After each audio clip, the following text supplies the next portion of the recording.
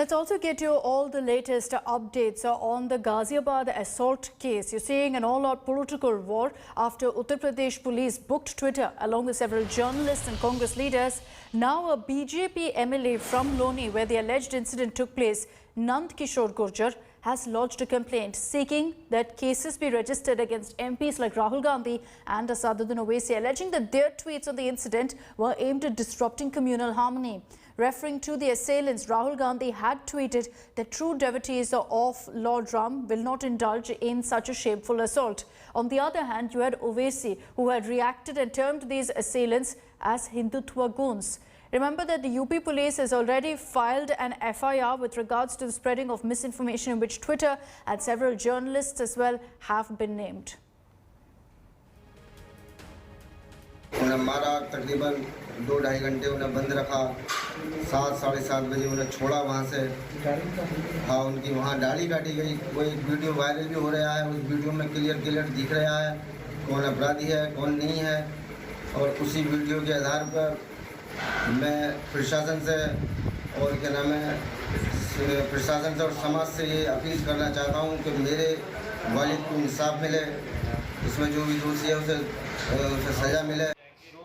इस देश को तोड़ना चाहते हैं और हमेशा चाहे हमारे देश की फोर्स की बात हो, सर्जिकल स्ट्राइक की बात हो, सब जगह उन्हें केवल देश में दंगा कैसे हो, देश का मनोबल कैसे कम हो, उसके लिए काम करते रहते हैं। इसमें भगवान श्री राम के भक्तों में जिस तरह सीधा हमला किया गया है, श्री राम भक्तों ने इस तरह का नहीं करना चाहिए।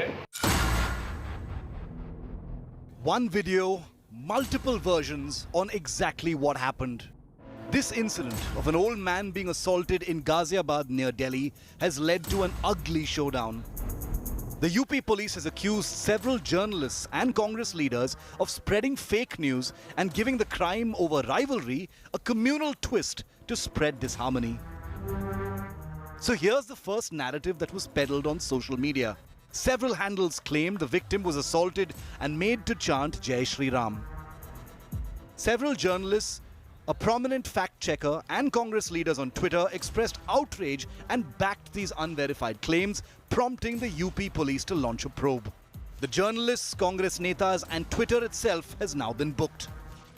The case was slapped against them for promoting enmity and inciting riots, as the police claimed this was a matter of personal rivalry and not communal assault.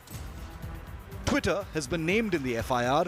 Mohammad Zubair, co-founder of fact-checking website Alt News, journalist Rana Ayub, online news portal The Wire, Congress leader Salman Nizami and Shama Mohammed, along with author and journalist Sabah Naqvi, have also been named in the FIR. We issued a statement of preliminary facts that we found out. Despite that, some people kept on indulging in such posting of such statements, and for that we have registered an FIR yesterday, in which 7 people have been named and 2 Twitter and Twitter India have been made a party to it. Our social media team is still actively searching for posts who are still indulged. We'll take action against them also.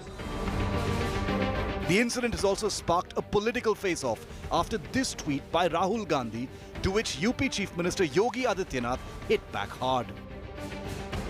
इन लोगों के अंदर होड़ है कि किस तरह से 2022 का जो चुनाव है यूपी का, उसकी चाबी सांप्रदायिकता के माध्यम से खोल दी जाए।